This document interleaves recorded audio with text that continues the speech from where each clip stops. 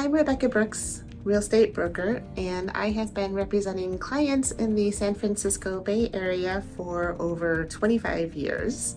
My most recent 10 transactions have all been listings, meaning that I have represented sellers who were either upsizing or downsizing or perhaps selling their investment property to get out of the rental market here in San Francisco. So I have a lot of experience dealing with sellers. One question that sellers always ask me is, how long will it take my property to sell?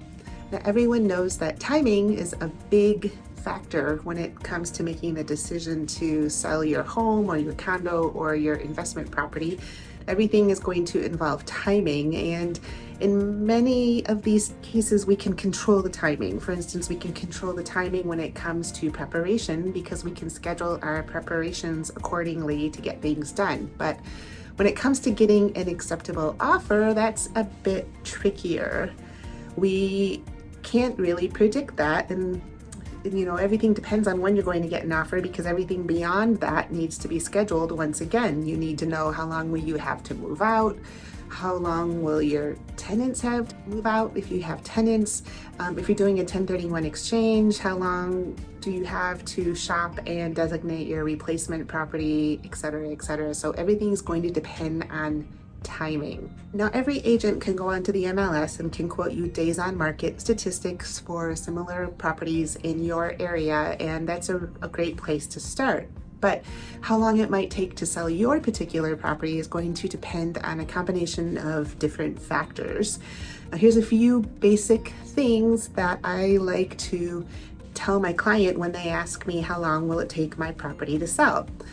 You're going to want to take a look at the 4 P's, and this is what the 4 P's are. Number 1, and probably the most important, is going to be pulse.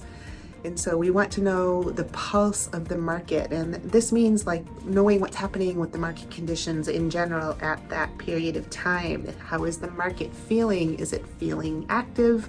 Are things selling quickly?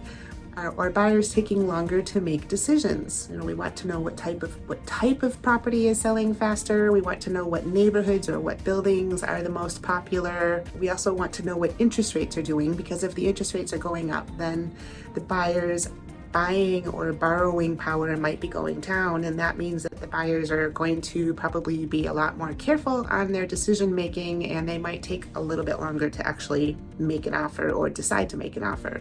So as an agent, it's my job to keep up with the market and keep my finger on the pulse of the market. Now, while I'm out previewing properties for clients, I'm also chatting with my colleagues, and I'm asking them about the level of activity on their listings. I'm talking to them about how they're feeling about the market in general. Don't underestimate how much your agent's connections and experience contributes to getting these deals done successfully. Sometimes it's good to know the agents in the market. You have to have that rapport with everybody. This exchange of knowledge is very, very powerful. Be sure that you choose to work with a local and active full-time agent who is familiar with the comparable sales and the property values, and who has a feel for the pulse of the market at that time. Number 2, pricing. I can't say enough how important it is to correctly price your house or your property that you're putting on the market. Make sure it's correctly priced. Sellers should be sure that their listing agent is sharing details about competing listings, otherwise known as competition, and recently closed properties, otherwise known as comparable sales, so that you are able to determine the correct asking price that will generate the most traffic through your property.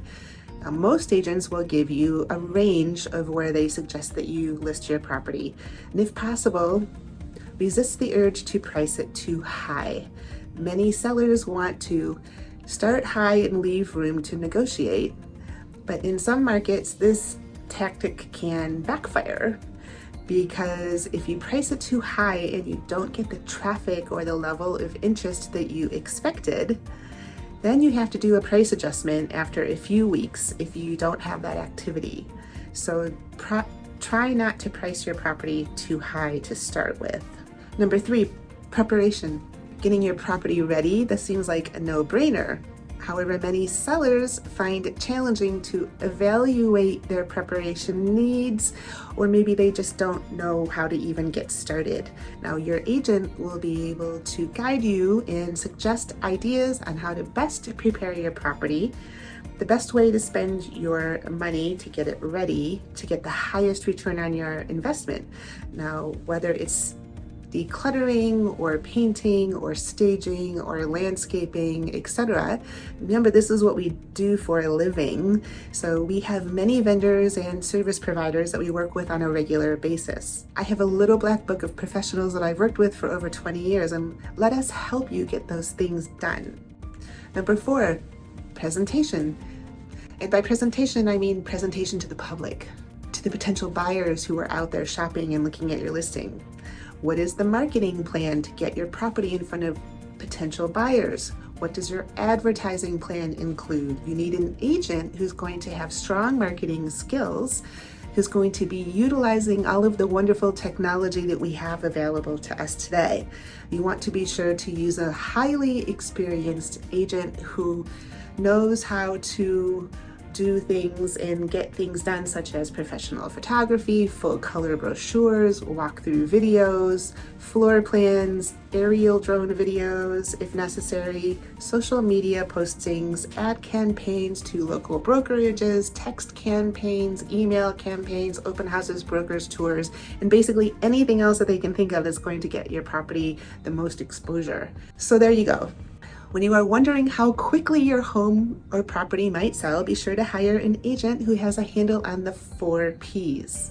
The pulse of the market, pricing, preparation, and presentation. Now make sure that the agent you're working with knows the market conditions well enough and is experienced enough to suggest proper pricing, has a local vendor connections to guide you through any necessary preparations, and who also has the marketing skills and uses them in order to best highlight your property on the internet, via social media, and in the industry websites. Now, if you'd like more detailed information regarding the local real estate market conditions in your town, please reach out to me. I am always happy to talk about comparable sales or recently sold homes that I've seen. Use the link below to connect with me on social media, to sign up for my market reports or my monthly newsletter. And just because I am a huge reader and an avid fan of alliteration, and since we're on the subject of good qualities that a real estate agent needs to have that start with the letter P, be sure to watch my next video where I'll list a few other traits that we need to have, such as professionalism, punctuality, productivity, and being proactive, just to name a few. So thanks for watching.